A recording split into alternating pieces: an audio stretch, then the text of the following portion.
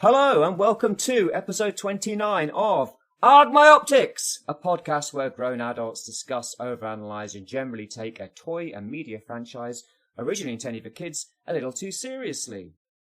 And today we finally get around to talking about the Spider-Verse movies. Woo! Yay! Yeah! We've been threatening it for a long time, so... I am your dishevelled, jaded, been around for a while co-host from another dimension, Orion Ghia, and with me is my young, out of his depth, occasionally invisible co-host, Virtual Dave. Dave, how you doing?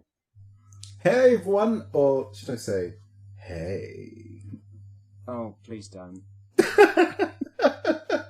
In addition to Dave, returning for his fourth appearance, and therefore this issue won't demand a huge price on the aftermarket, our special guest co-host and comic book eating, continuity devouring, canon scoffing Galactosh.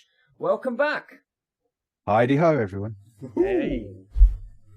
Now, so far there have been two, some may argue 1.5, Spider-Verse movies. So depending on how long that we wang on, we might have to split this one into two. So let's just see how this goes. So here we are, all back to talk about Spider-Man again, like we did back in episode 14. Let's just run down our Spider-Man credentials, shall we? Galactosh, what gives you the right to lecture us and our listeners on Spider-Man? I have no right to lecture you at all, but I have been a bit of a fan for 32 years now, knocking on 33. I think I have read every issue of Spider-Man that's ever come out. Mm-hmm. I'm sure I'll be proved wrong at some point. And one of my favourite Spider-Man characters is not a Spider-Man character. So I think that gives me the top credentials. Oh, right. Who's that then? Punisher. Oh, right. Oh. So is he a Spider-Man character because he first appeared in Spider-Man? I'd have thought so. Yeah, okay. There you go. So Dave, what can you bring to the discussion? Well, I would say my credentials, which wouldn't be considered much of a comic book perspective, as Orion and Galactosh, I am delved more from the animated TV show, video game, I would say MCU, but all movies type perspective about Spider-Man. And that's really what really drove me to the character. So Spider-Man as a media entity rather than a comic book character. As Stan Lee would have wanted it. It is in fact how Stan Lee would have wanted it. So yeah, my qualifications are similar to Galactosh's. I mean, I read Spider-Man since I was a kid. In fact, I just recently purchased one of the comics that I was reading as a kid in the hairdressers, waiting for my brothers to get their hair done. I had a lot of copies of the complete Spider-Man that I pick up from newsagents. I watched all the movies, most of the TV shows, and I've generally been a bit of a Spider-Man nerd for the best part of 40 years. Read plenty of comics, not nearly as many as Galactosh, but certainly plenty. So, with that all out of the way, let's get into it, shall we? And start with the beginning of this particular chapter of Spider Media, the 2018 animated movie, Spider-Man Into the Spider-Verse, produced by Columbia Pictures and Sony Pictures Animation, directed by Bob Persichetti? Or is it Perichetti? Bob Perichetti. I should have read these names before I did this. Right, Bob Perichetti, Peter Rams, and Rodney Rothman, and written by Phil Lord. Galactosh, how about you kick us off and tell us what Spider-Man Into the Spider-Verse is? Apart from being absolutely beautifully animated, and one of the greatest animations I think I've ever seen, it had a really good story. It plays off of the Marvel comic of the same name with fewer Miles Moraleses. Mm-hmm. And it's different to your usual superhero story in that yes, it is all first act. It is a pretty much an origin story, but it's much more than your usual Spider-Man origin story because it is a bit different, but it's more a coming of age story than it is anything else. Yes. I will admit it's been a while since I've seen it because I couldn't find my copy before this, and I was hoping I could remember it off the top of my head. I mean, I'm sure you've watched it enough times to remember. Yeah. I mean, yeah, it is very much a kind of origin story, and it's kind of it's more about kind of finding wwho you are, really, than yes, precisely. Yeah, that's what I mean. It's more coming of age. It's becoming, because it's something that the other Spider-Man films never really hit on, where it's about accepting yourself and your place. Mm-hmm. Whereas all the live action Spider-Man we've got still has been stuck in the whole not really accepting your responsibility and getting it there. Mm. If that makes sense. That makes more sense in my head probably than it came out. Yeah, I mean, I agree. I think that it kind of, it has a really good kind of story arc with Miles, where he basically, he doesn't know what's going on, doesn't understand what's happening to him, and feels kind of imposter syndrome, and it's not until the end where he accepts that he is Spider-Man, that anyone can be Spider-Man, and he's his own brand of Spider-Man, as it were. Yeah. Much more succinct than I did. So yeah, Dave, what are your initial thoughts? Well, actually, how about we talk about our expectations going in? Because I mean, when it first came out, what were your thoughts about it, like before you saw it, Dave? Well, before I saw it, I saw the trailers that dropped in the build up to the film, and I thought visually it looked incredible, like something I had not seen on the big screen before. That type of take on 3D animation in that sense. Like, you don't really get that type of experimental animation in Western animation in that sense. Yeah. I would expect that type of visuals from like an anime or something. And that's what really drew me in, and finding out more about Miles and him being the main, like the lead of the film. Because obviously you hear Spider-Man and you think, well, oh great, Peter Parker's back again. But it was obviously from the promotional material that it was about Miles and not necessarily about Peter. Although Peter would be there, you knew he was going to be there, but it was definitely a Miles story, and it definitely drew me in because of that. Did the promotional material show Peter much? Like, I don't know if it did. I don't know. I don't remember, because I don't think I saw it. Not in the very first teaser trailer, but in the second one. You see him having a conversation with Miles in the subway, which doesn't happen in the film. I love that. Having a chat about being Spider-Man. Okay. All right. I mean, my expectations going in were, I don't usually watch many animated movies. I expected it to be aimed at kids, which it is to a certain extent, but it's certainly not completely. And I was very concerned about the use of the term Spider-Verse. Just because those comics were not good. Did you see it in the theatre, though? No. Or did you watch it later? No, I watched it on the telly much later, yeah. That was a big thing about the film, that its weird release date, being in December. It's not really the... What's the best? It's not the best time for that type of film to have come out, so I could have easily have missed it, is what I mean.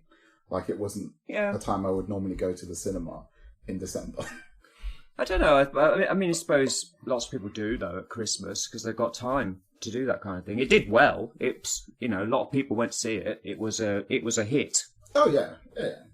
I'm just me personally. Like, I don't normally go to the cinema very often, and this is obviously pre-pandemic, and I still didn't go to the cinema very often, but I'm glad I did go to see it at the cinema. It passed me by. I didn't really notice it coming out until people started saying oh, this is really good. I'm like, oh, okay, I'll have to watch it then. That's what I mean. Like, it was just by chance I actually I went to see it. Same here. I didn't even know it was coming out, to be honest. Mm-hmm. I'd heard about a Spider-Man cartoon, but then it was there, and it was like, oh, okay. Yeah, it was quite low key, wasn't it? Which is not the case with Across the Spider-Verse, which obviously, off the back of the success of the first one, they've really kind of ramped up the promotion, as it were. Yes. So, shall we just kind of briefly talk about the story? We're sort of in a pick and choose universe that incorporates aspects of like various iterations of Spider-Man, including but not exclusively Ultimate Spider-Man, kind of the Raimi movies. Spider-Man are referenced. So are the Amazing Spider-Man movies a bit, I think. Plus, the original 616 comics seem to exist in this universe, as does the 60s cartoon and a few other kind of Spider-Man media things. Like, Miles is reading Spider-Man comics. Yeah, I got the hint that he had like that this version of Spider-Man had really nailed down the whole merchandising of being Spider-Man. Which I guess kind of assumes why he has all of his tech gadgets and fancy layer. Like, maybe it's just loads of marketing. Maybe this Spider-Man is like, have a comic book about me, you know. Some songs. He seems to have made more of a success being Spider-Man than others. Yeah. This one struck me very much like the House of M Spider-Man. Yeah, I thought he was Ultimate Spider-Man, but I mean, I didn't read a lot of Ultimates, so I can't say for sure. But he's similar, and his Green Goblin is a massive monster, which is very much Ultimate Spider-Man. So yeah, you've got this Spider-Man who's been around for 10 years. He's blonde. He seems pretty happy. He loves being Spider-Man. And you've got Miles, who is 18, attending a new school called Visions Academy. Due to his incredible intelligence, although he rarely shows any incredible intelligence, to be honest. Fair point. He did get in via a lottery, though, didn't he? Like some sort of isn't that something that's taken from his comic? I mean, he must have been clever enough. Oh yeah, like I think he says it like he's passed the test to get in, but I mean, like, he got the opportunity to go there because he wants some sort of. So he's kind of already a fish out of water, trying to make new friends at a new school, all that kind of stuff. Yes. His dad's a cop. His mum's a paramedic or a doctor or a nurse or some kind of health worker. I'm not quite 100% sure. He goes to this university, this new academy, and he meets a girl who he likes. And whilst trespassing and committing criminal damage with his uncle, he gets bitten by a spider. That's pretty much what he's doing. As you do. His uncle's a bit of a wrong one, really. It's one way to put it. Yeah, but he doesn't know that. He doesn't know that apart from he goes trespassing and commits criminal damage with him. Well, I mean, he doesn't know the extent of his being a wrong. No. He's the cool uncle, you know. The cool kind of uncle who breaks the rules and is a bit more kind of edgy than his dad is a cop. Yeah. So, he goes back to where he got bitten after being, feeling a bit unusual, and steps into a fight between Spider-Man and Green Goblin. And it turns out the Kingpin is trying to open portals into different dimensions. As you do. Yep. So he's built this collider thing that is meant to open portals into other dimensions. We learn later that it's because his wife and kid are dead in this universe, and he wants to go to a universe where they're alive still. And he's got Prowler and Tombstone as his kind of heavies, pretty much. I mean, I wasn't aware of the character of Prowler until I watched this movie. Really? Really? No. Is he in regular Spider-Man, or is he just a Ultimate character? No, he's regular. But it's normally a different guy, isn't it? He was in the really early Spider-Man in the late 60s. Prowler. I'm not going to guess a number, but it'd be around 69 he came out. Because, what was it? It was Hobie Brown. Brown, that's it. Who later is Spider-Punk. Yes. Yeah. Different universe, but yeah. Yeah. All right. Well, I didn't know that. Prowler was new to me in this movie because I just must have missed the comics that he was in. Like I said, I haven't read them all. And I'm pretty sure at one point they roped him into the Clone Saga. Mm-hmm. So I never remember there being something about a clone about him. It figures. If it wasn't the Clone Saga, it's the Clone Conspiracy, one or the other. Yeah, something. Yeah, those. To be honest, my knowledge of that particular dark period of Spider-Man is not great. I haven't read a lot of it. He was also in the animated show as well. Which animated show though? Yeah, narrow it down. The 90s one. Well, I didn't watch that. Yeah, that's the good one though. Yeah. I'd argue that Spectacular Spider-Man is a good one. Anyway, Everyone's allowed their opinion. Yeah. However right it is. So yeah, we Spider-Man during the fight gets his head shoved into the beam, and there's an explosion, and Spider-Man is basically dying, and he gives Miles a goober, which is essentially a memory stick or whatever, which has something that will basically shut it down on it. Some kind of clever bit of programming that Spider-Man's done. MacGuffin. Yeah, a MacGuffin. And he's like, he now has to stop it. He's not able to do it because he's still learning how to be a spider person. And he ends up kind of running away, doesn't he, I think, pretty much. Yeah. I would too. Yeah, and then Kingpin kills Spider-Man. Yeah. Yeah.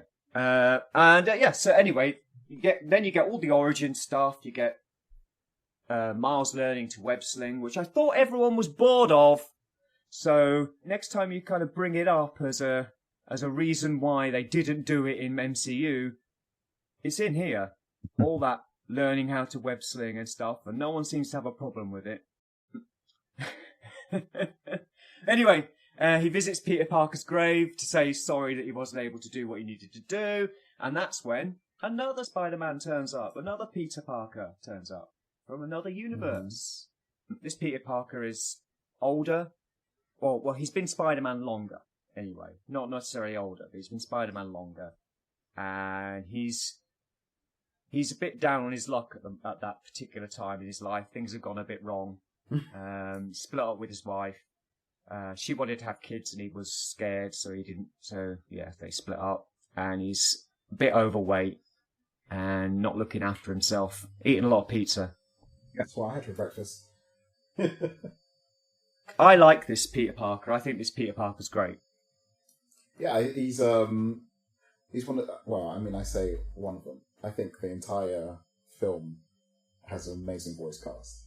And his performance is really good as portraying this type of, he can still do it, but he's going to do it at a slower pace than he could do it like 6 years ago type of Spider-Man. Just, all the long stretching and, Yeah. Oh, it's one of these. It's a Tuesday. Don't worry, I do this all the time. That type of business. It feels to me like the real Spider-Man, like the one from the 616. But a bit aged and jaded.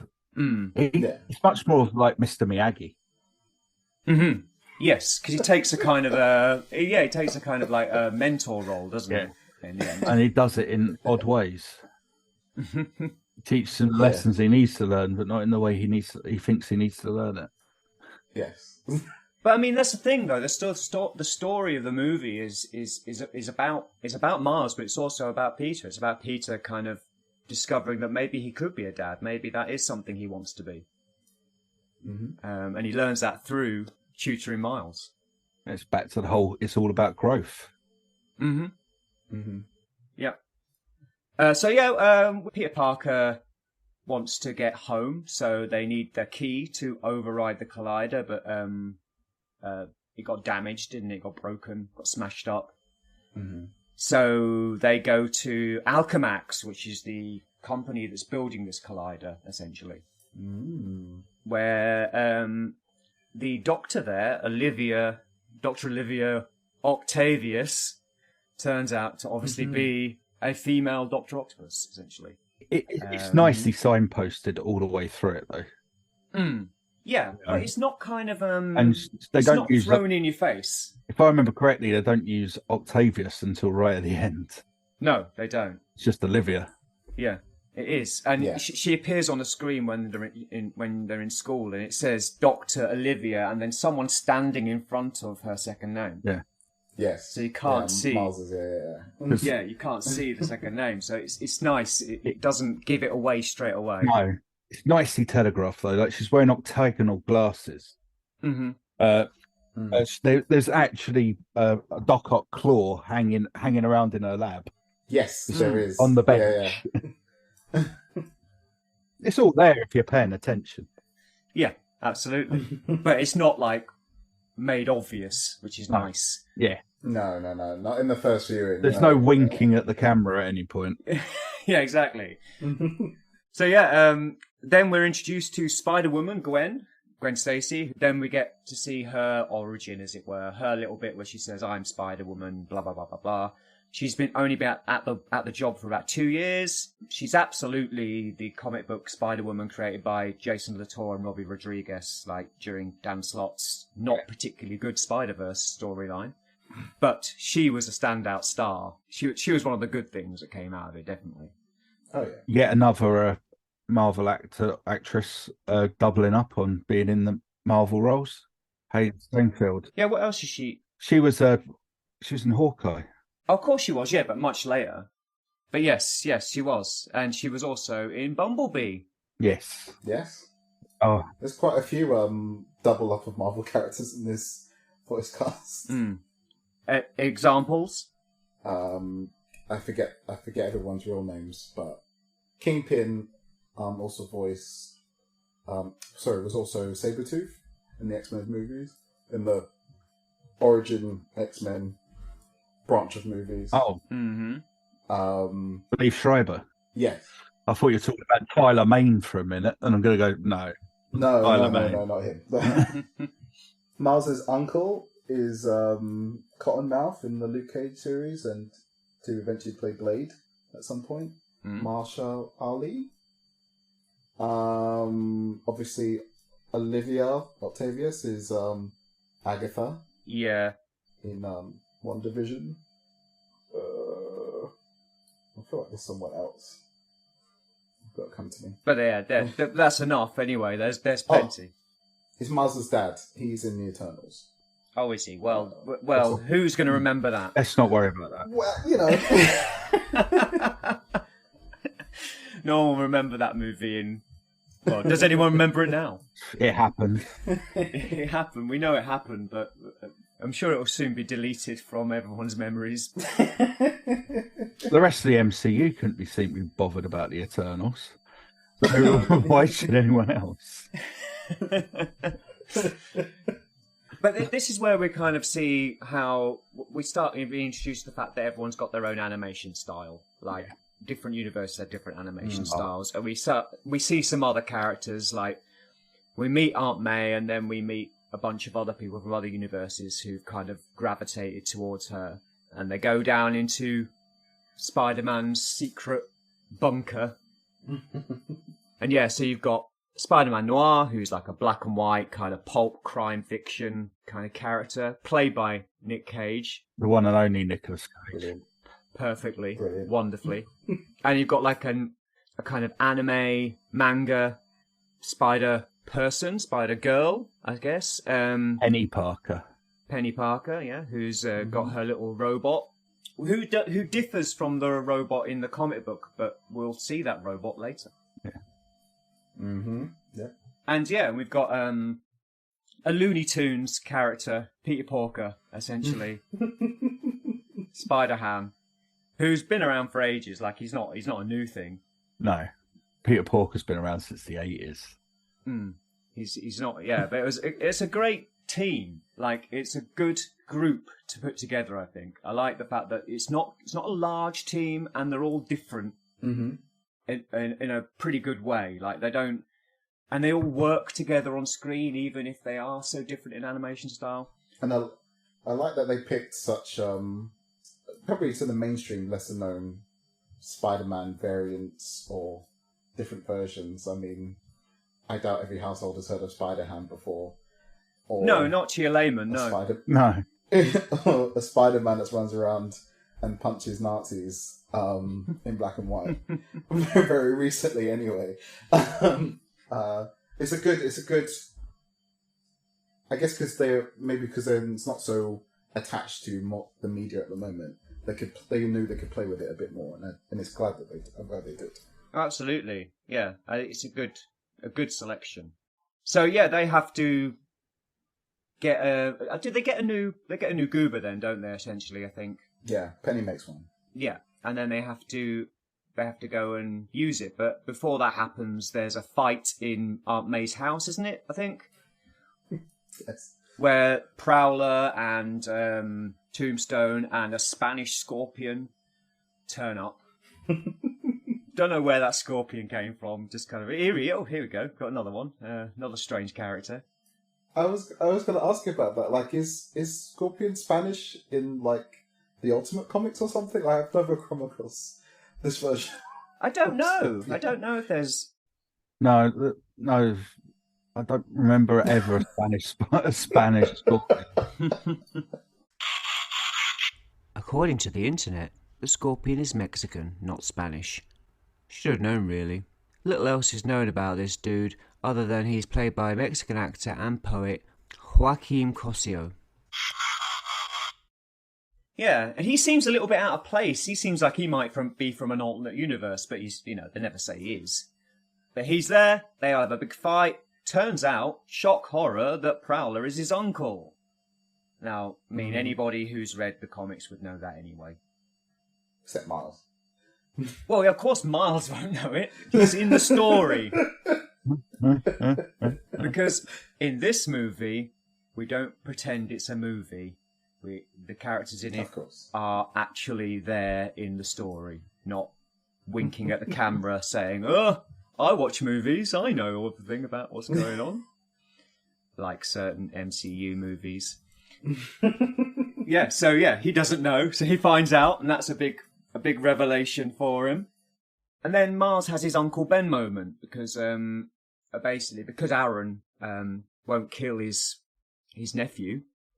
I think he gets shot, doesn't he, by Kingpin? Yeah. And dies. And that gives Miles his Uncle Ben moment, or his Uncle Aaron moment, as it were. Mm-hmm. And his dad turns up, as always, whenever somebody dies and Spider-Man is nearby, a cop or a dad or something will turn up and think that they did it. Yes, essentially. Unfortunately, yeah. So he wants to track down Spider-Man and capture him or whatever. The rest of the Spider Gang go to stop the Collider, but Miles is still struggling to use his powers properly. He can't control when he turns invisible, which I have to admit I totally forgot that he turned invisible after the first viewing. Yeah. Because spiders don't turn invisible. No. I remember that you had a conversation about this film, after we had watched it, and I think I must have said something about one of the toys or something coming with like electric powers or something. You're like, why? And they're like, because he does it in the film. Does he? Why does he have electric powers? Don't know. Because of the spider. It's his venom shot. I was talking about this actually yesterday with some friends, and one of them pointed out that there is very much a weird kind of tendency to give black characters electric powers. Yes. Oh yeah. Yes. Yeah. Yeah. I don't know why that is, but he's one of them. Don't know. It's covert racism. But why? But what does it mean? Like, what are they saying by this covert racism giving them all electric powers? I don't know. It's probably like a boardroom meeting, and they're like, black people, black power, electricity. Let's go for it. Yeah. But yeah, so anyway, he's trying to control his powers and can't. So the rest of Spider-Gang go to stop the collider. They web him up onto a chair to basically protect him, which, you know, that's Peter Parker showing some responsibility, which he doesn't show in the next movie. But they head off to do that, and then he has a pep talk through the door from his dad, which somehow helps him control his powers, and off he goes to help them. Well, that's just analogous to pubescent boys. Mm-hmm. They're up to stuff in the bedroom. You get a talk through the door, calms them down. Yeah. Just saying. Yeah. And then off he goes. And Kingpin is throwing a gala event to commemorate the passing of Spider-Man. That leads the Spider people to decide that they're going to pose as waiters. Because all the waiters are dressed as Spider-Man. Only they forget that all the waiters are dressed as this universe's Spider-Man, and they wander around dressed as spider people from other universes that no one's ever seen before, but everyone still assumes that they're waiters and waitresses. I'm pretty sure that's the plot of a Police Academy 5. But... Really? Well, they all dress up as waiting staff and clean. They do, yeah. So it's just a classic time-honoured plot, isn't it? Yeah, I just don't know why they don't look at Spider-Gwen and go, "Who are you?" Like, you don't look like Spider-Man at all. I mean, I guess it would be more. It would be noir, wouldn't it? It would be why is he so black and white? What? Yeah. Why do these people not look like they're of this world? Anyway, Peter has a moment with MJ, which I think is really good. Well, that universe is MJ. And I think that's where he kind of realises that maybe he could be a father and wants to do that. I think it was more he realised he could talk to her. Because I got the hint that he was avoiding her in his universe, so able to see her face to face and have... Well, they'd split up. Bread. Yes, yeah. But I mean, like the first steps in order to be able to communicate with MJ trialed out in this universe. Mm-hmm.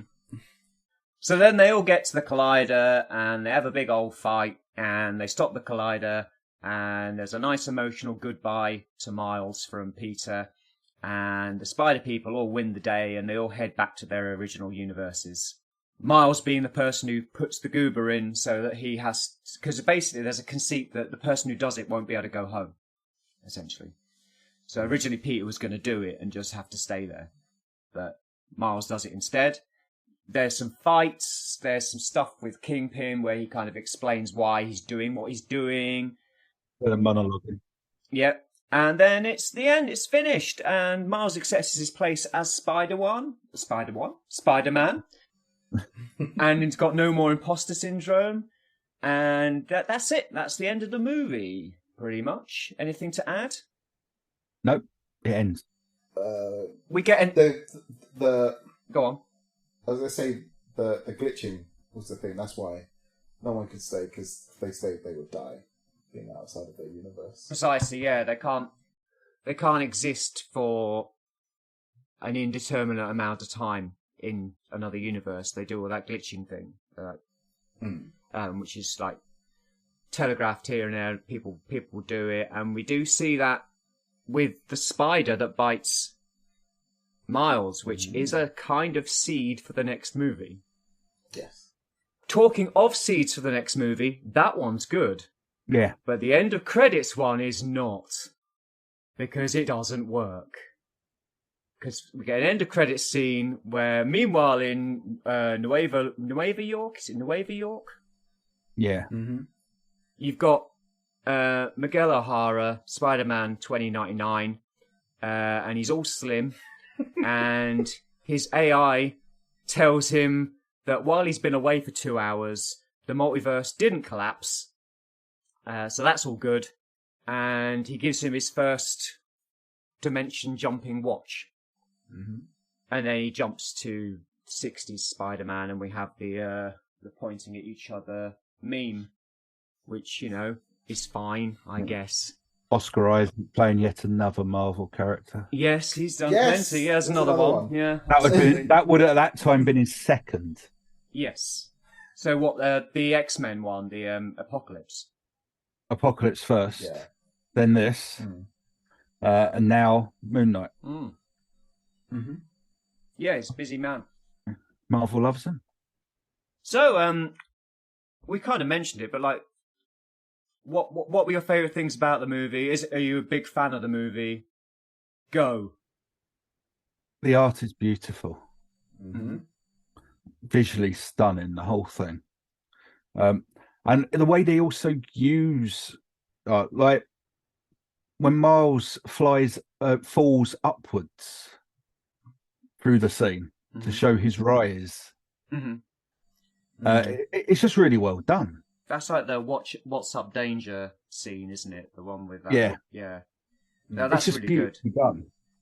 It's got a beginning, middle, and end, which is going to be a problem I have soon when we come to discuss another film. It's just really well done. Mm-hmm. Yeah, I can't put it anything else than that. It's just like the whole thing is really well done. It doesn't pander. It doesn't patronize. It doesn't even bother to bore you with Peter Parker's origin for 20,000th time. Yes. Which, ironically, moving on to the next film, this one treats people as moviegoers and people who want to be entertained. Yeah. And they want to be stunningly beautiful. The sound is excellent. Oh, God, yeah. The way it's been shot, for want of a better way to put it, the direction fits it. It's fantastic. And they've got a very good selection of characters. Moving on to the next one, and maybe not. Anyway, where do we exactly put the massive spoilers thing over this one? Oh, I should have probably done it at the beginning, really. I mean, right, we discussed the first movie, and that's been out a long time. It came out in 2018, so... 5 years, I think, is fine outside of the... If we spoil you, I'm very sorry, but there will be spoilers for Across the Spider-Verse soon. So, you know... You can't be bothered to watch a superhero film within 5 years. Yeah. Why are you even listening to this? Precisely. Yeah, I agree. I think the movie it's very close to flawless. It's well paced. It's beautifully animated. I was originally concerned when I saw the term Spider-Verse. I was originally concerned, and that what Dan Slott was doing in that Spider-Verse comic was kind of he had this weird fetishization of the Spider-Man persona, where he just wanted to make them kind of. It almost felt like he was making new commodities to sell. Yeah. Whereas this movie turns that completely on its head. Like, it makes proper characters out of them, and it shows restraint in doing so. Like, you've only got, five spider people, and we don't constantly skip about seeing hundreds of them. We'll be talking about that. And it does it with such class. Yeah. It's fantastic. And it pulls at your heartstrings on a regular basis. Yeah. It really gets the character of Spider-Man, or the characters of Spider-Man, really, really well. The writers and the directors seem to understand and get the character and what makes him tick. It's a love letter to Spider-Man. Yeah. Completely. Yeah, and the concept of Spider-Man, I think. Yeah. The whole idea behind him, the whole reason he does what he does, it really gets that and puts it front and centre. It's about responsibility, it's about regret, and it's about making the wrong choices and then dealing with that. Yes. Which is entirely the core of the Spider-Man character. And I'm glad they did it with Miles, because, like, his introduction of being Spider-Man, I don't think a lot of people took to him in the same way at the time of his, creation. No, not in the comics, no. People weren't... There was a lot of upset from some people, which I thought was a bit weird, because you still had regular Spider-Man. You didn't have to read it. Yeah, but that's the people who will be upset at anything. Mm-hmm. Agreed. Yeah. The ones that are upset that their mind hasn't been put onto a screen or in print. It's not. It wasn't like a new Coke situation. It wasn't like they took No. a regular Spider-Man off the stands and went, "Here's your new one. Deal with it."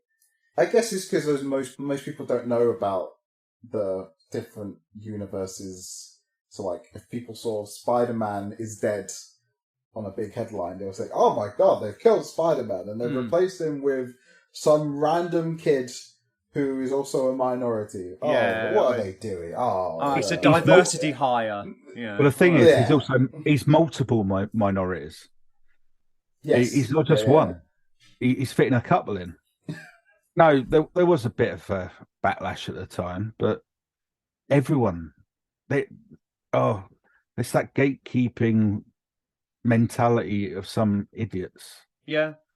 That will just moan that everything is different. But what I liked about it was just that it helped his character be cemented as Spider-Man. Mm-hmm. Like, I feel like this film really helped push that idea that in this universe or in anywhere, Peter's croaked it and he's taken over, that Miles has become Spider-Man, or people can view him as Spider-Man as just as an average watcher.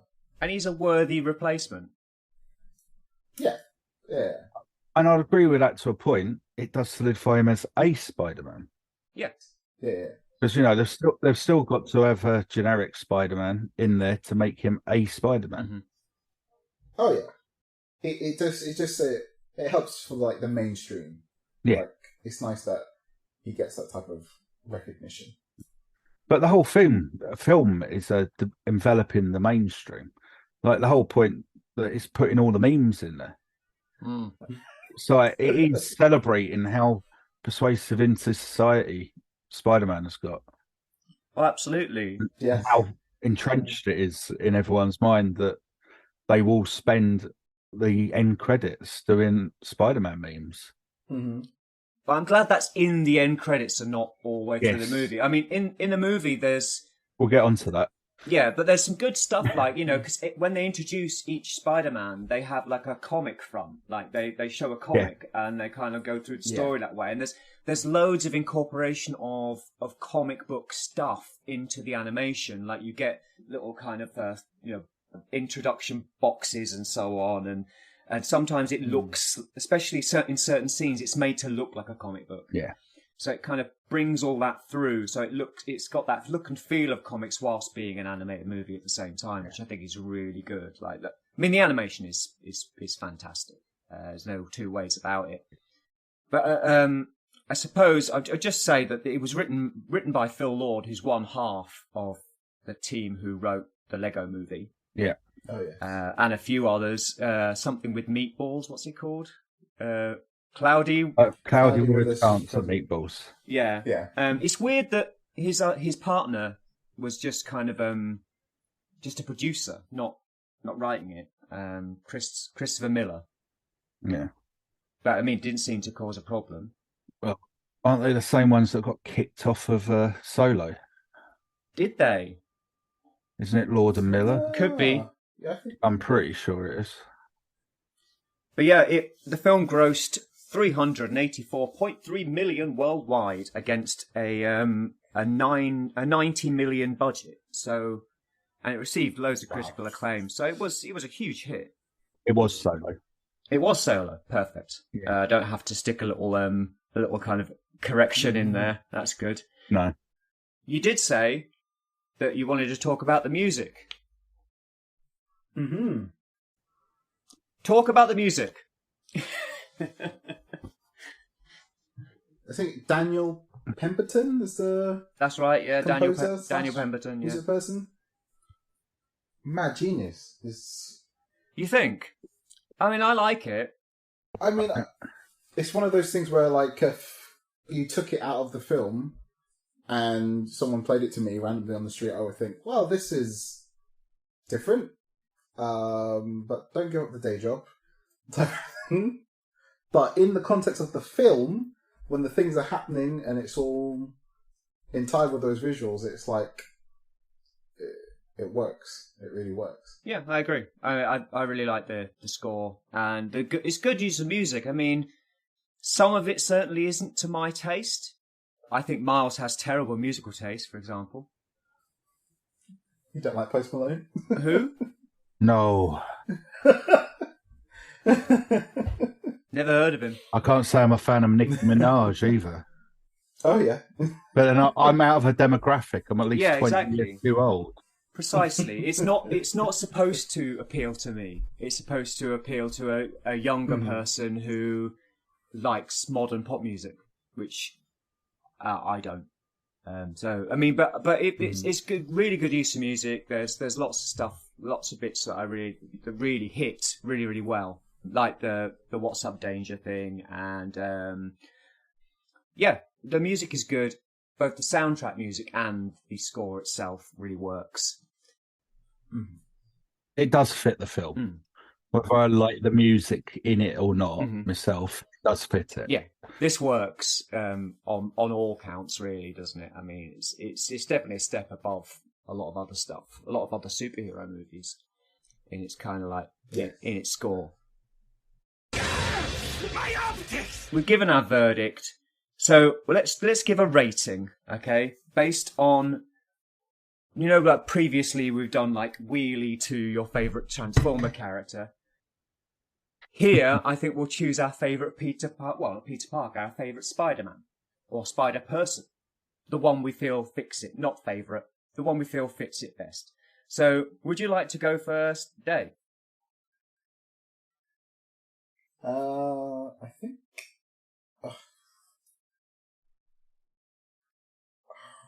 Maybe not.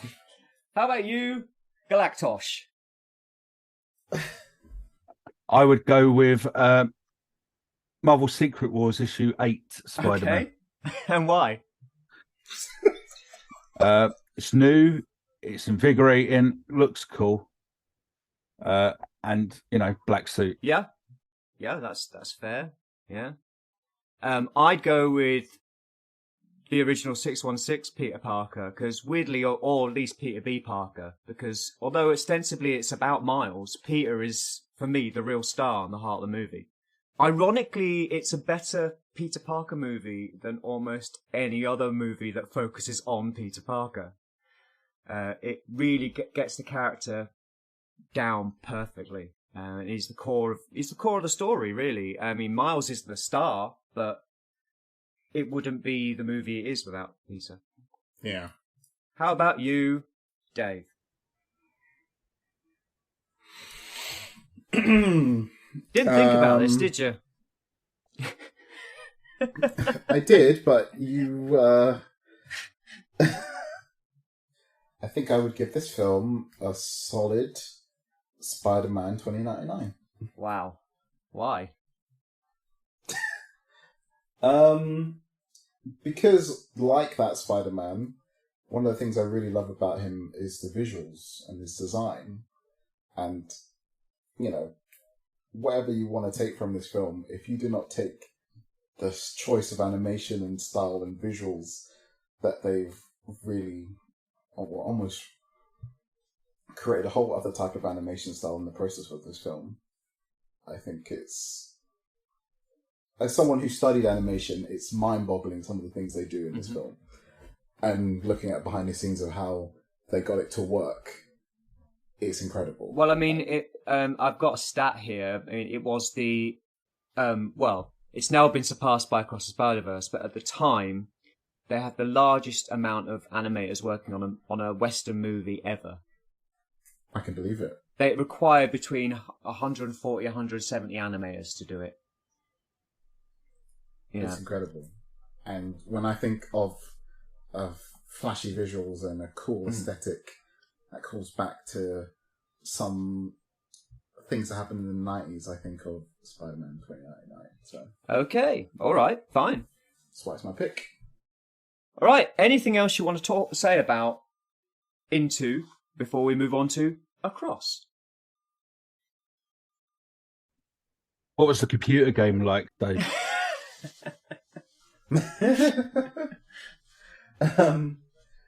There's actually not. They haven't got his own game, but there's like a different skin you can get to play as Miles in the semi-recent Miles PS4 game. There we go. I know it'd be like that. It's fun. It's amazing. They did the thing. Spectacular. I think we've done this one before. Yeah, it's called a call. It's called a callback. You know, there's a whole web of things I could have done. Yeah. I don't know what you guys know about like animation in terms of like the process and the terms they use, but only as far as a layman would know. Yeah. Traditionally, they animate 3 animated films on ones, which means that it's like 24 frames per second.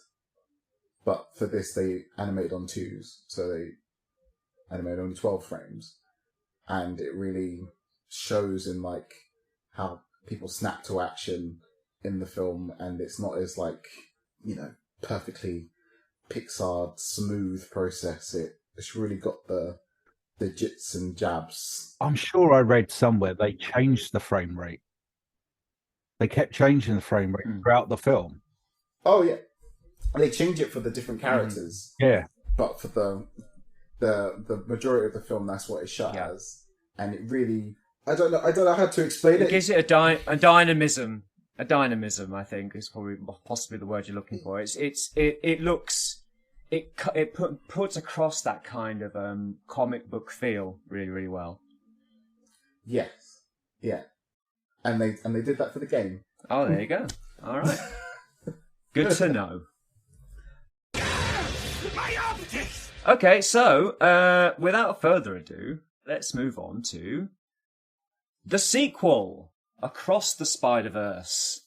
Now, this is a 2023 animated movie produced by Columbia Pictures and Sony Pictures Animation, directed by, here we go, Joaquim dos Santos, Kemp Power, Justin K. Thomas, and written by Phil Lord and Christopher Miller and some bloke called Dave Callahan, who is not part of the Lord Miller team, but also was on the writing team. So it's slightly more people and a totally different directorial team. Mm-hmm. Same writers, roughly. But yeah, different directorial team.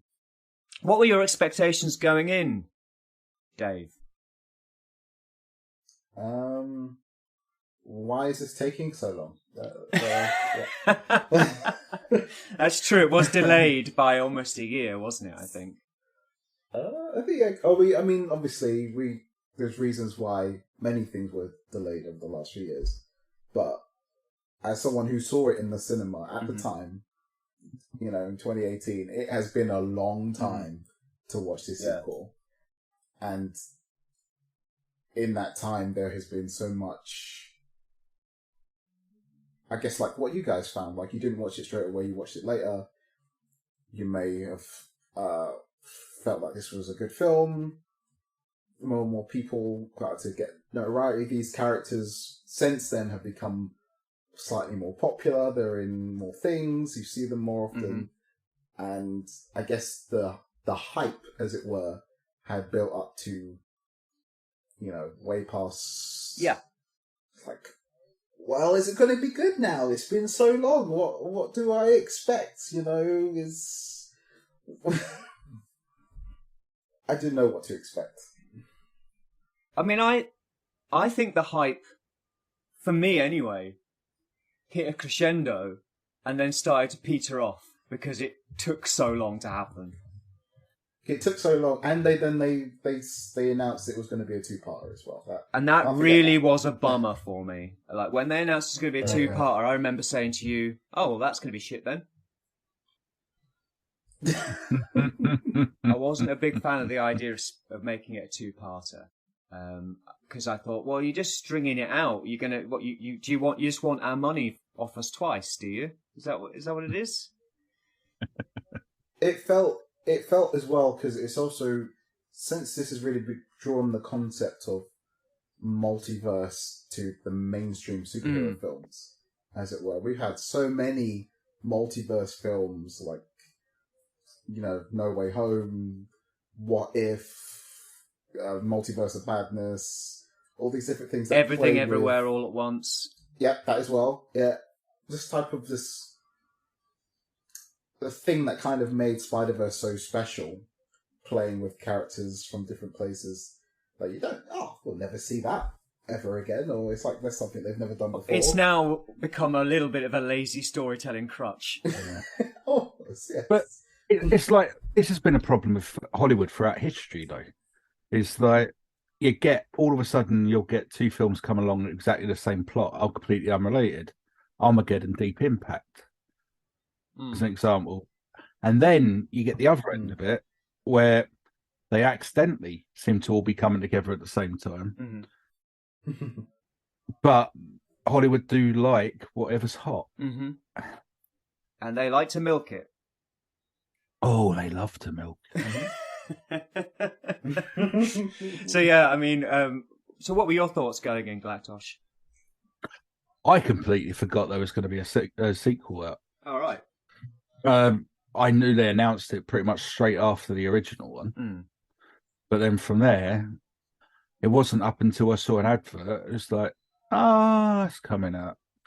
I even wasn't paying attention to the point that I missed that they were putting it into 2 parts. It wasn't until I read all of the reactions of people coming out of the cinema. We'll get onto that. I went, it's in 2 parts. Yeah. I had my reservations. I mean, I was really looking forward to it. But I was a little worried. I mean, cutting into 2 parts, that worried me. I was worried that because the first one had been such a kind of unexpected hit, that Sony were really going to try and milk it. And you see that from the trailers, like, it's spider people everywhere. And I'm like, this is not what I want. I liked how small the original movie was, how kind of compact the cast were, and it wasn't horrible, great big sprawling Armageddon kind of, end of the world kind of story. It was a small Spider-Man story, and I worried that this was going to be a bit too much, like things like Endgame and whatever. It's like, we've got to make it bigger and better and everything and everyone in it. You leave Endgame alone. All right. Is it the one after it? That was the culmination of 10 years of cinema going. Okay, fair enough. That was fine. I just switched off after Endgame, to be honest. And that is your right. So I was worried about that. And also the fact that they completely changed the directorial team, I thought, well, why? I think it shows. Yeah. And also the fact that they were already planning spin-offs. It just felt like, this has now become a media product. What is it with Sony and insisting that they have to milk this for every Spider-Man in general, for everything that's worth? Because it's all they've got. Like, if you remember back to when they were going, right, we're gonna slowly do the Sinister Six to the point of at the end of Amazing Spider-Man, or was it Amazing Spider-Man 2? 2. Where they had the Oscorp vaults with, look, you might get some more of the Sinister Six. They're coming. Everyone's got a backpack. And now it looks like they're going to ruin Craven by giving him daddy issues. In a completely different way to he had daddy issues in the comics. Yeah. And it's just like, I know that they're desperately trying to hope that they can have the success that MCU has. But they've only got Spider-Man. It only goes so far. It's only got like 3 or 4 supporting characters that may be even good enough to support themselves. Yeah. I think they'd be better off doing Black Cat before Craven. Or Morbius. Well, there are so many Spider stories you can tell, though. It's just that they tend to just gravitate to the same ones over and over again. Which at least that's what made Spider-Verse different, and what I liked about it wasn't like, we're gonna do the Green Goblin story again, or we're gonna do the Venom story again, or we're gonna do, Gwen dying story, that kind of thing. To be fair, the comics do that a lot. Oh, of course they do. Yeah. I'm pretty sure they've worked out there's only like 4 Spider-Man stories. Mm-hmm. And the filler ones where he's late for something but has to stop Yeah. something. Usually the best ones. Yes. That's the filler one. And then it all goes round to clones, Mm-hmm. symbiotes, Mm-hmm. back to clones, Mm-hmm. bit more symbiotes. Yeah. Oh, and there's someone trying to reveal his secret identity. And now, Spider-Verse. Yes. Yeah. But outside of that, what have you got with Spider-Man? Yeah. I think that's harsh but fair. No, you're not wrong. You're not wrong. So, few production facts. This was the longest animated movie produced by an American studio. I thought you were going to say ever. It's 2.5 hours long. Is it that all? It's 2.5 hours long, yeah. The first one's about 2, I think. I could have sworn this one was like 5 hours. It did seem to go on a long time. It was originally written as one movie, as we said, and split into 2 because the writers felt that the story they wanted to tell was too big a story to be fully realised in one film. It was a lot of work. Had the largest crew of animators on a film ever. Almost 1,000 people working on it. There were quite a lot of people who got sacked, or not sacked, but kind of like let go because they were suffering from exhaustion trying to get this done. That's nice of them. Yeah. And yeah, but it's a continuation from what we saw in that cutscene at the end and some of the bits from that first movie. Mm-hmm. So let's briefly go over the plot. It starts... Yeah, I know. Inverted commas, plot. Yeah. So we start on Earth 65, home of Gwen Stacy, Spider-Woman. We see her origin, the fact that her father blames Spider-Woman for killing Peter, Gwen's best friend, although now her dad looks different and so does Peter. Yes. Don't know why. Maybe it's not the same Gwen. Something suggests to me that they hadn't really fully worked out what the sequel was going to be when they made the first one. Still could use the same animation style. I think the dad changing doesn't really change anything. It's the Peter change that is very obvious. And I feel like they almost had to do it because, like, why would she have been hanging around with, like, a middle-aged man if she's in school? It would make sense that he was also in school. The thing is, Spider-Gwen's meant to be older. Yeah, well, they've kind of made her younger for this, isn't it? Because she's meant to be the same age as Peter. She just happens to be bitten by the spider instead of Peter. Now she's 15 months older than Miles. Something like that, yeah. A weird version of the Vulture turns up. Kind of a... what do we call it? It's from kind of... A Da Vinci Renaissance... Steampunk. Vulture. Yeah. Going towards steampunk. Yeah, a bit steampunk. And he's made out of parchment and so on. And the animation of the various worlds is amped up in this really nicely. Really nicely. I really like the fact that Gwen Stacy's universe, Earth 65, is all kind of very painterly, and you've got kind of watercolour backgrounds. It very much looks like the original comics. The art done by Robbie Rodriguez in the original comics. It very much calls to those. Everybody's got their own style, and the style is far more prevalent and more realised because we actually go to those worlds now rather than having just a character from that world. Yes. Yeah. So back to the story.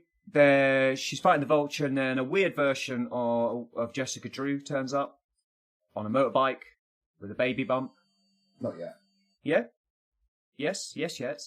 Spider-Man 29 turns up first. And gets his ass handed to him, and then Jessica turns up. Really? Oh, I didn't care because I don't like Spider-Man 2099. All right, they both turn up. I thought they both turned up at the same time, but, you know. I think maybe you're right. I think 2099 turns up first, and Jessica Drew turns up a little bit afterwards. And we have a big long fight. A bit too long, in my opinion. Where they play Spider-Gwen's theme, which is fine, but it keeps stopping and starting, and stopping and starting, and stopping and starting. So by the time we've got to the end of this 20 minutes, we're sick of hearing her theme. And then we move on to... We flash to Earth 1610, home of Miles Morales.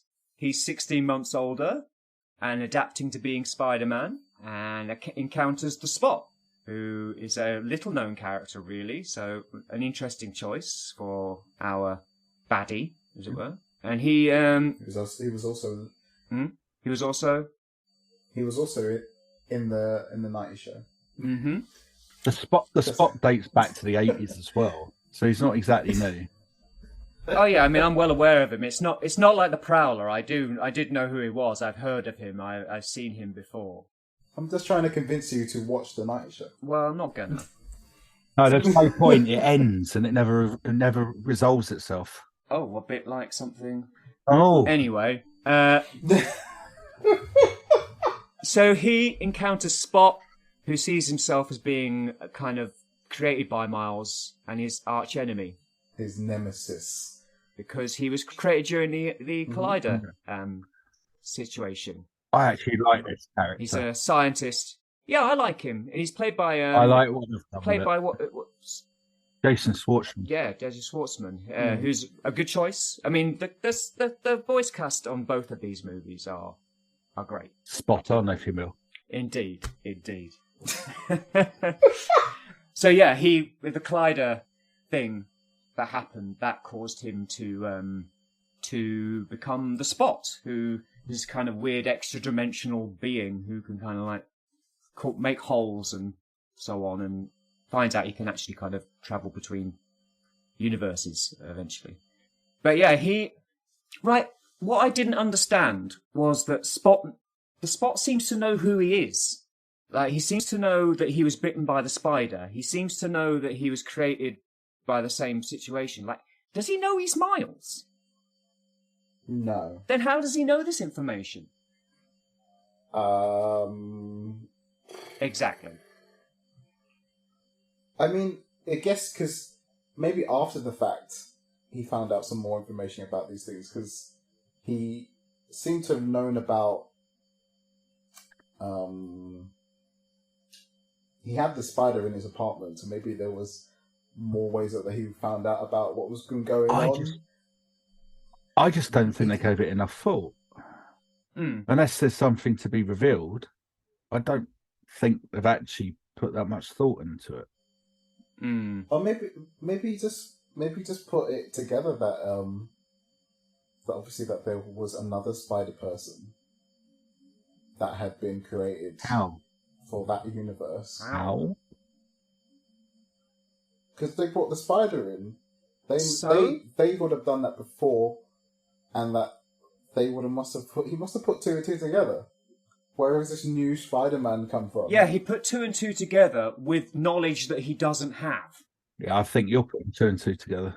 Yeah, so essentially, like I was talking about in the previous movie, everyone in the previous movie acts like they live in this universe, and that they don't know things that the viewer knows. Everyone in this movie acts like they know what the viewer knows, and it breaks it in a lot of places. Maybe they saw the first one. Yeah, exactly. They must have watched it. Because they know about the spider, they know a lot of things that you just don't really understand why they would know it. But he was the one who brought the spider in. So, how does he know that this spider gives people spider powers? How does he know that? He doesn't. Okay. If anyone was going to know, I would have expected people who working at Alchemax would have figured it out. How? Why? Because it wasn't. He was. Okay. I mean, I just don't. Why would they not just create their own Spider-Man then? Why wouldn't they just get it to bite someone else? Like, you know. Anyway, so he knows that. Miles doesn't take him seriously. And he's got other issues to deal with, like the fact that he's starting... He wants to start a new school. This happened in the last movie. I think it's more high school than to university. Yeah, he's going to go to another university. So we're having the same storyline from the first movie. So tracking Spot, Gwen visits Earth 1610 and Miles, which she's forbidden from doing. She's also forbidden from telling him about the Spider Society. It's all against the rules, but she does it anyway, and it gets quite painfully slushy at this point as well. the romance aspect is really amped up. Mm. Whereas in the first movie, you just felt like he fancied her, she wasn't that bothered. I didn't think it was a romance thing. I thought it was more that you really got the sense in her universe that she felt alone. Mm. And she was, like, missing a friend after not having Peter, meeting Miles and the gang, and we're like, well, I'll never see them again. And her whole interaction is about, like, her feeling that no one gets her, and she's on her own. It's only been 16 months. Hey, teenagers. Yeah. And her dad conveniently thinks that she killed someone. Which, I don't know, would you do that? If you discovered that... What do you mean, like, when she when reveals... he found out? He's like, oh, well, I believe my daughter's a murderer now. I think it was more... Because even in the animation, even in that scene, there's like... When he finds out, there's like a side of him that's blue and a side of him that's like red or pink. It's like to match Gwen's colours. Mm-hmm. And when he decides that to read her Miranda rights, he goes full blue instead of like going in with her side. So I guess he's fighting being a cop and being a dad at that point, and he just automatically was like... I suppose you can explain it that way, but I think it's quite convenient. It allows the story to happen. It allows her to decide to leave and join the Spider Society. You know, there's a lot of reaching going on there. I guess. I mean, it's because it's almost like what happened with Miles and his dad in the first film. Like, no, because it's not because his dad doesn't know he's Miles. Yeah, I know that. His dad doesn't know he's Miles, but he assumes that Spider-Man was responsible for the death, mm-hmm.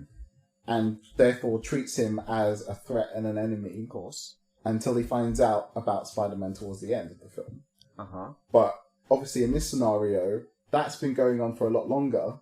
She introduced that, you know, Peter was a close part of the family and then died, mm-hmm. and he saw it happen, and he assumes it's her. And he's been chasing Spider-Woman ever since. Yep. And, you know, I mean, that's what I took from the film. I thought that it was just that he was struggling as a father versus being a cop. But his whole reason for caring about Peter was that Peter was his daughter's best friend. Yeah. So now he's discovered that his daughter apparently murdered him. That completely changes everything, you know? So, like, I find it bizarre that you'd assume that your daughter did that, considering they were best friends. Well, I mean, eventually, when we go back to that universe, you realise that he sat with it for a bit and was like... Yeah, we'll get to that. I've made the wrong mistake. I mean, I've made the mistake. Well, yeah. Anyway... she visits Miles in the same way we saw at the end of the first movie, essentially. Mm-hmm. It's even the same dialogue. So that is that event happening. Although Miles looks younger. Because, it's just fine. There's these little things. I'm not too bothered about them.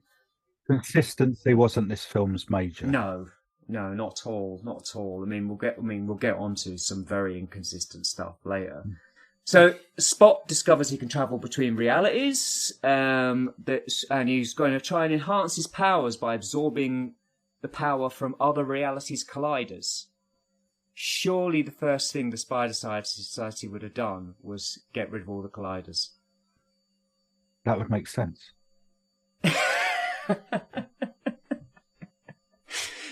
Not just have every reality have this terrible doomsday device that can basically break realities, especially since the Spider Society is all about avoiding breaking realities.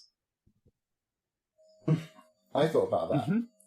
and someone pointed out that it's because of when it happens. Gwen has gone there to investigate the Spot as a abnormality or anomaly.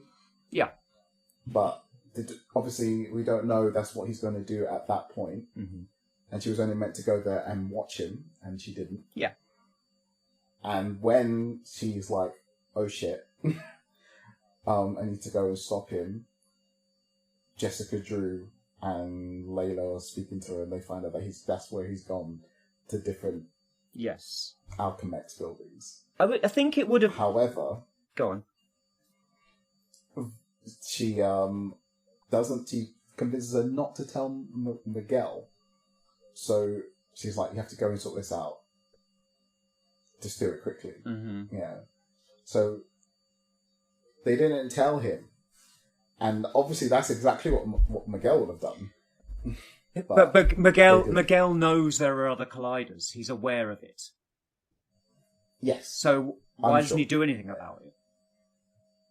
I don't know, maybe. The problem with this I have is that you can't... I don't understand how much the Spider Society can stop or change in a universe. It's not something that's explained. And it seems very vague. Because they haven't thought it through. Because I think, I take for the film, taking a bunch of spider people out of their universes, regardless if they have watches that stop them glitching, surely that's almost as damaging as having anomalies in other universes than them not being in their universes when things are happening. Well, I don't think that they're all the time.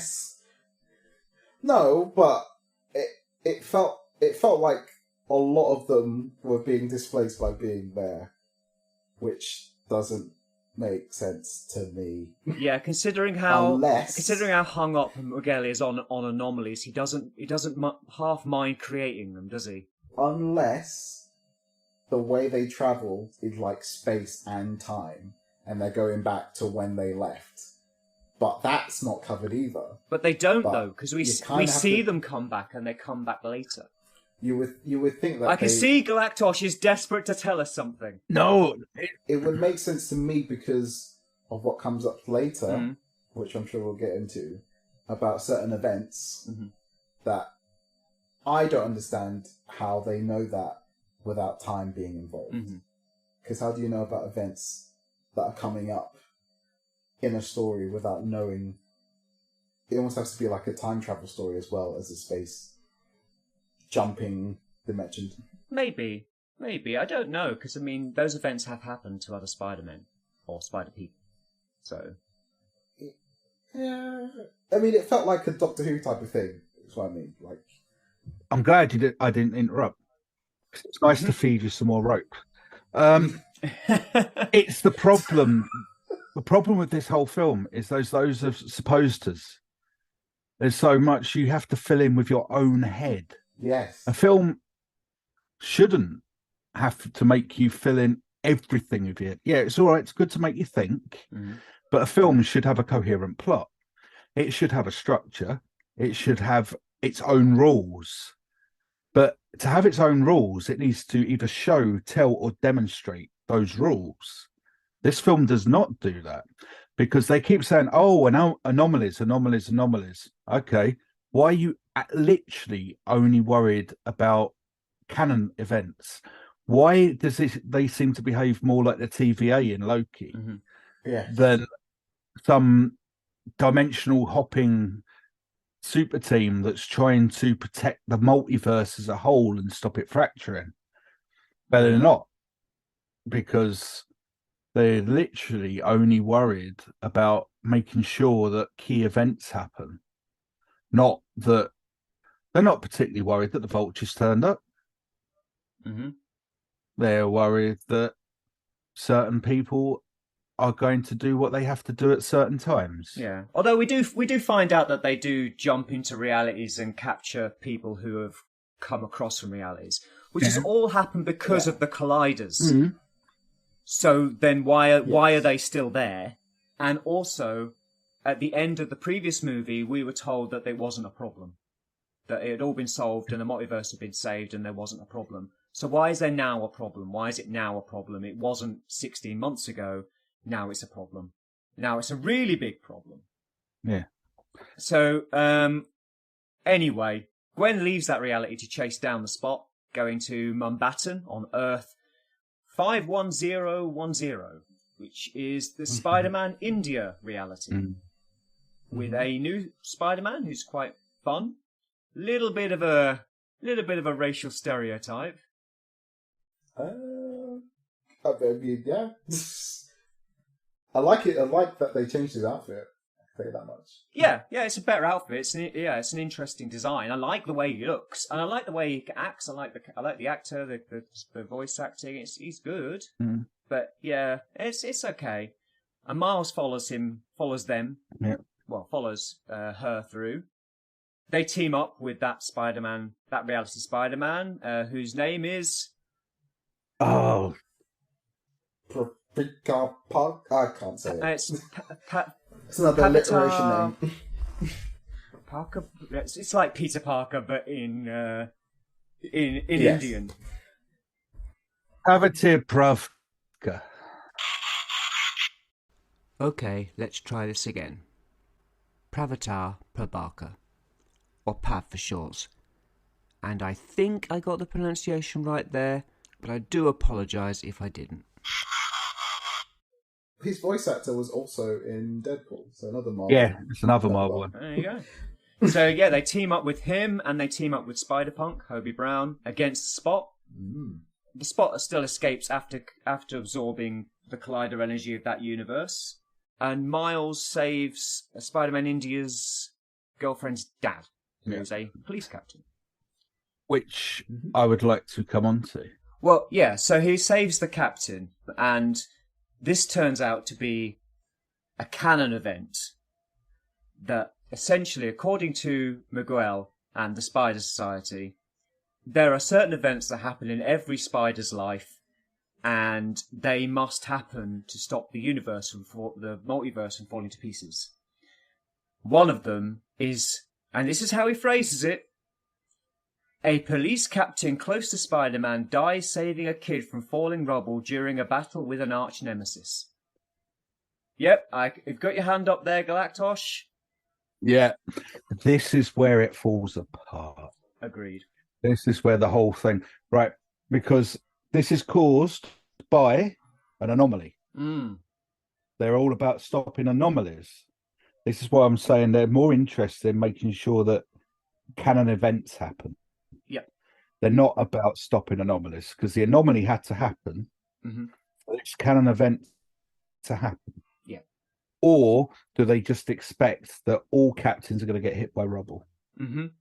Which they don't. Yeah.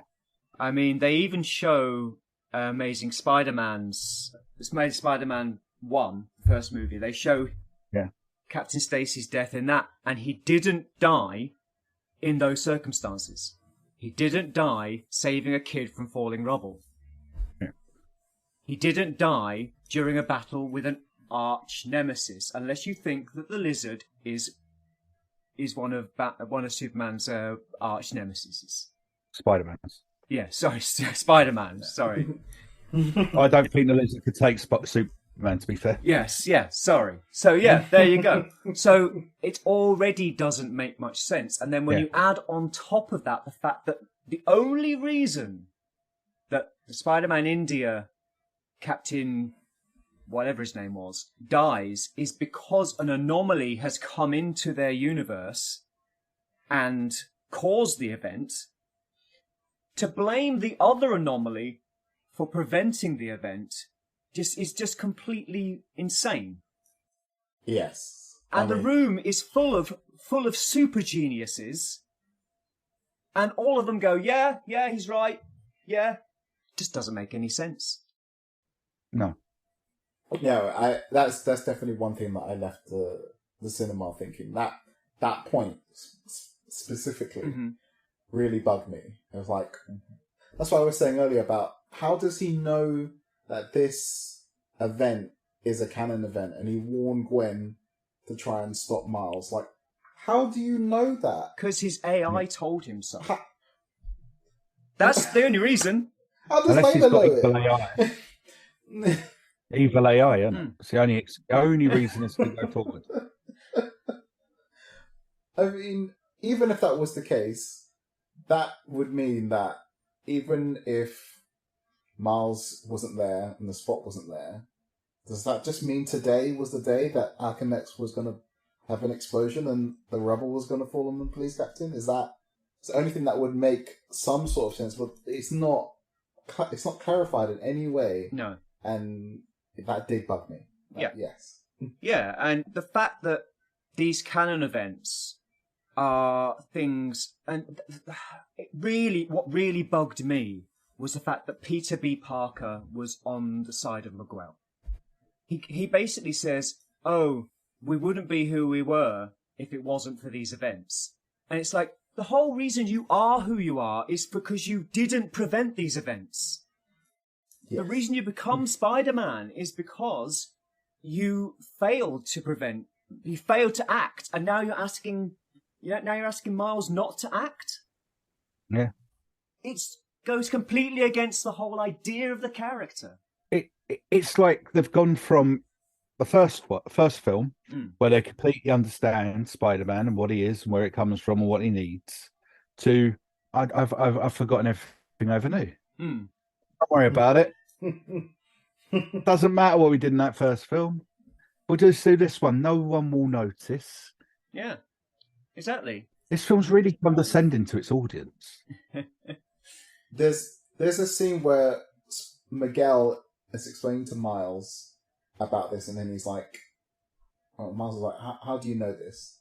So he explains that he did it, and he went to another universe to replace a version of him that died, because that version of him had a daughter, and he wanted to be dad. Yeah. Okay. Didn't work for him. But in his explanation, when he's talking about it, and like the whole universe collapses because he's there, Peter B. Parker is there. He's helping him save people in that scene. So unless there's a whole section that has been cut out or has been shoved to the next film, that would explain why Peter B. agrees with him in that, because I don't understand why Peter B. would be there. Yeah. And also, how has he had time to do all this? Like, I mean, he's obviously been hitting the bodybuilding quite hard. Protein shakes. But it's only been 16 months in the context of the story. It's only been 16 months. So how did he have? He's been on the Weight Gain 2000. Yeah, exactly. How did he have the time to beef up, steal another Miguel's identity, have the whole situation fall apart, form the Spider Society, then start jumping around, preventing things, when he's only had 16 months to do it? It's like, does time pass differently in Nueva York or something? Like, I just don't get it. Like, how has he pulled all of this together and built a bloody great big HQ in that time and got millions of spider people in there?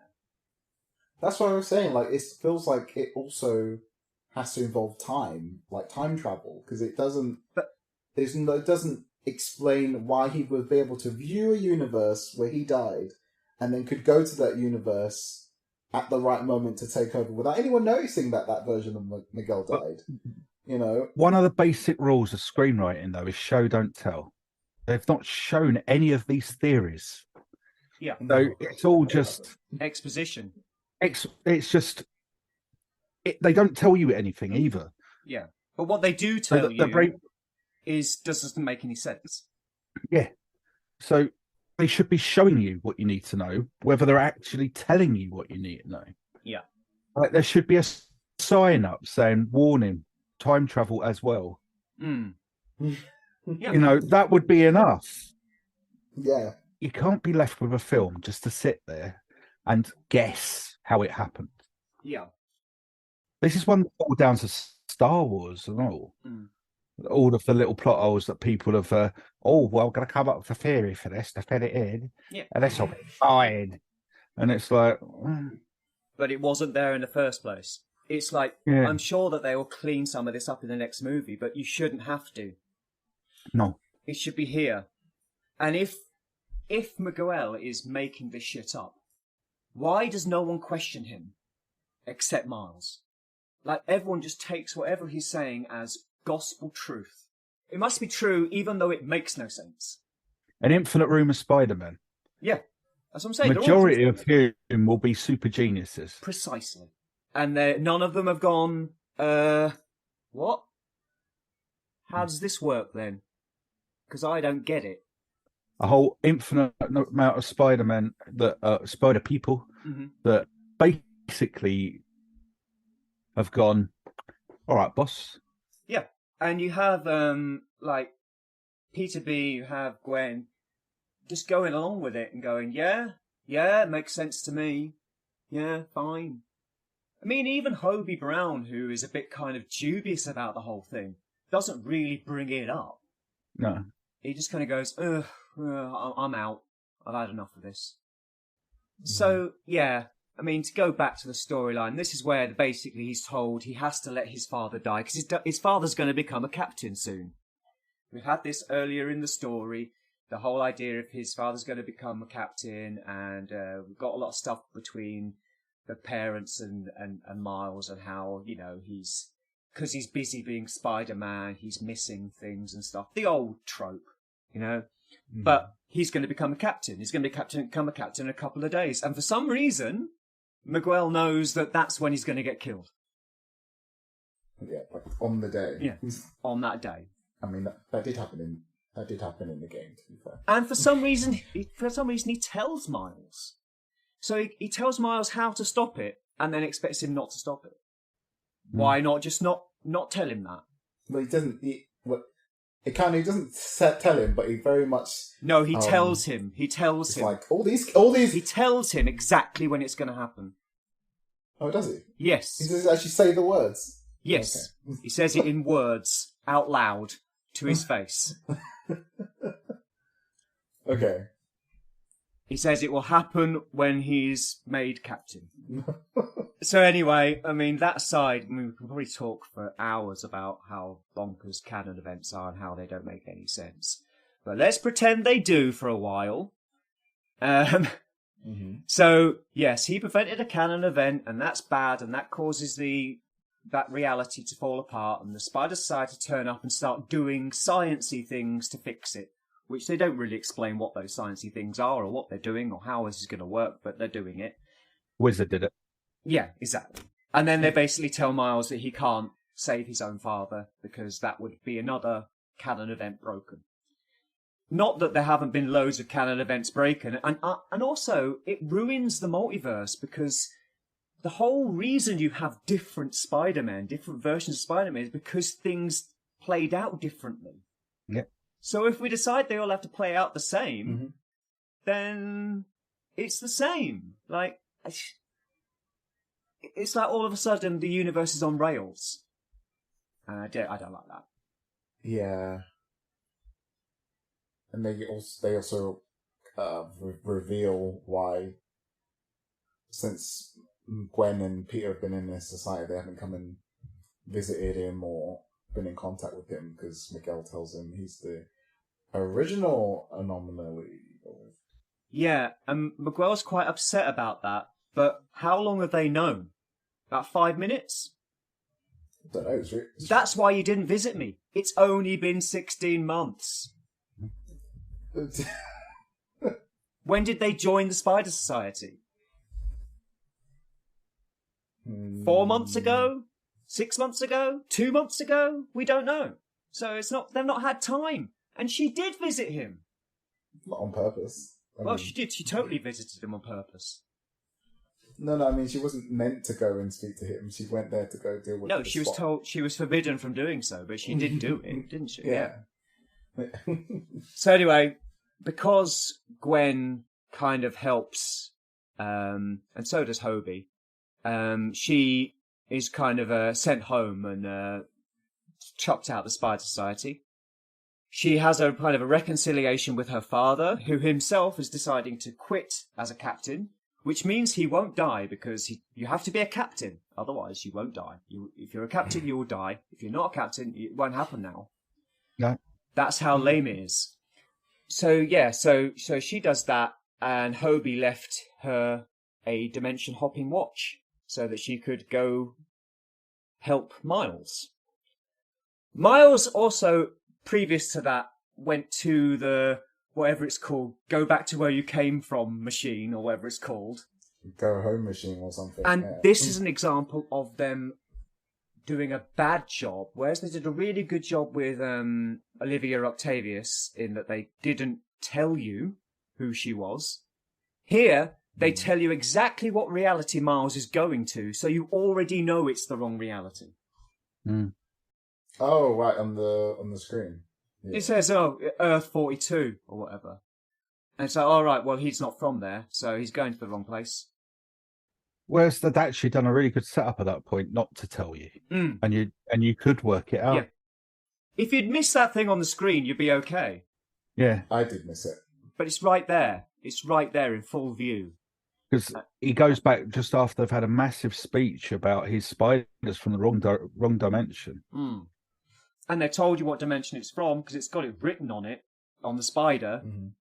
Do all the spiders have numbers written on their backs? No, but this one was captured by the people working at Alchemex, and they painted the number on it, I think. All right, just checking. Yeah, they put it on him. Yeah, I think they put it on him. So here, he gets sent back to the wrong reality, which he realises in the wrong reality when he tries to come out to his parents as Spider-Man, and no one knows who Spider-Man is. Mm-hmm. Which I liked. I liked that, because he was playing with the idea of revealing who he was to his parents before, and that was a good kind of like, a payoff. And there's not many in this movie. But then he realises he's in the wrong reality, and it's the one the spider came from, because we know this. In this reality, shock horror, in case you hadn't already guessed, the Prowler is Miles. Ooh. Yeah? Film end, go home. Yeah, I don't really understand Miles as Miles the Prowler's motivation, really. Like, does it seem... But we'll probably find out more of that later. So isn't, like in the run of Miles, when he's like introduced, when his uncle finds out about his abilities, doesn't he try to like manipulate him and use him for his criminal activities? I would assume it was just like, maybe he was more agile than his uncle and was like, want to come join the bad guys? And I guess maybe because his father's not there to keep him in line. And make him top dog. Because Captain Morales is dead in this reality. Yeah. And Aaron isn't. So yeah, so Spot returns, because we haven't seen him for ages. The main baddie disappears for most of the movie. Spot returns and to Miles' reality, Miles' actual reality, to fight Miles, because he's decided he needs to become super powerful so they can have a big fight.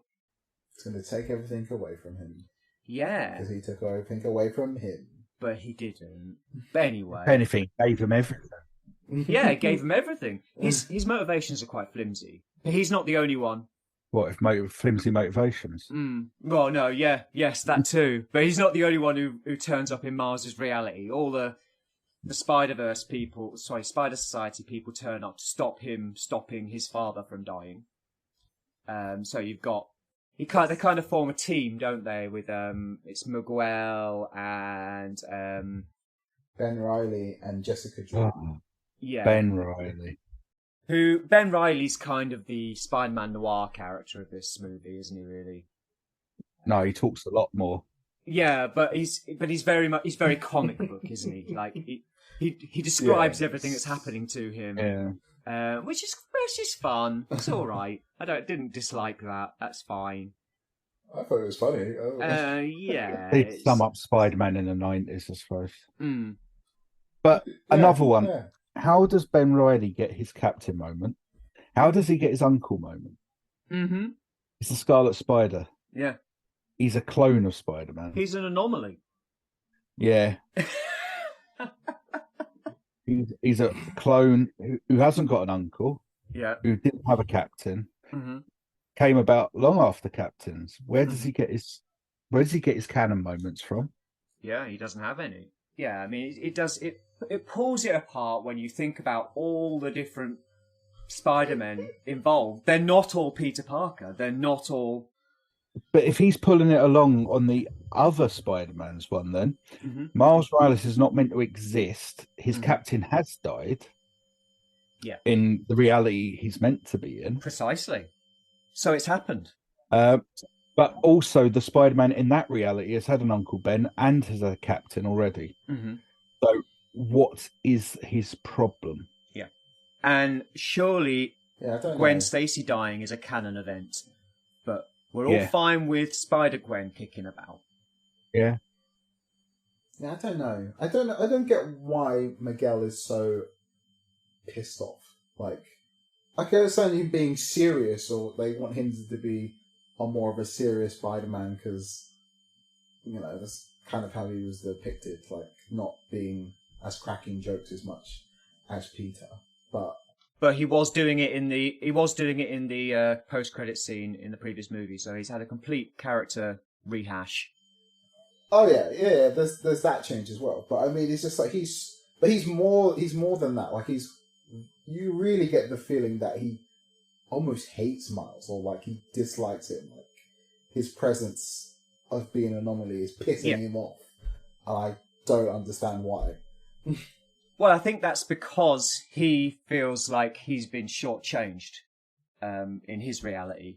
And he feels like it's all kind of Miles's fault, which it isn't. But he thinks that it's Miles's fault that this is all happening. Like, it wasn't. It had nothing to do with Miles. Miles was just there when the Collider thing happened. Like, he didn't create the Collider. He didn't create the event that caused all this. He was just there, and he didn't have any control over whether a spider from another reality bit him or not. So it's difficult to blame him when he was an innocent party, really, in the whole thing. So anyway, the Spider Society are chasing Miles, and then Gwen forms a splinter group to save Miles, including Peter B. Parker and Mayday, because in this version, Peter B. Parker is an idiot.